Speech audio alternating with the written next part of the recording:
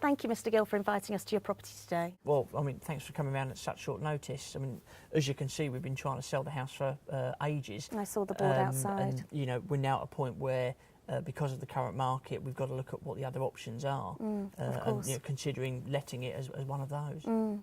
I appreciate that. It's very difficult in the sales market at the moment, I'm sure.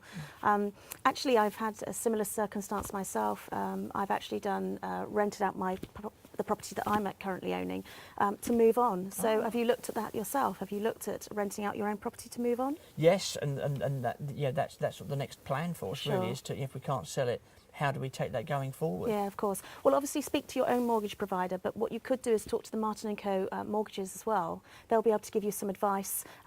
That's what I did. I just used our website, the Martin & Co. website, and you can just click on a link and they'll be able to help you. Okay. I mean, obviously the key thing for me is obviously there's a mortgage on this place, and making sure that whatever rent we've got coming in is going to at least cover that. You know, how am I going to be more comfortable in that? Well, we will only be able to tell you what your property is worth in the rental market.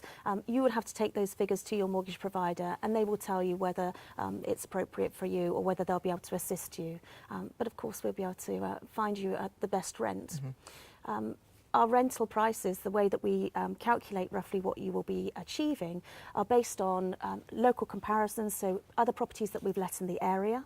Also, it's from Rightmove. I don't know if you've heard of Rightmove, but we have, as an agent, we have access to the historic details on Rightmove, and from there we can find out what properties historically have let for in this area, the similar to yours. Okay. I mean, for me, the key thing is, you know, once there's, you know, all being well, we go down this route, there's somebody in the property and they're paying their rent. Obviously, I need that to cover the mortgage. But the big fear for me is, you know, if they're not paying, because you do hear of these horror stories.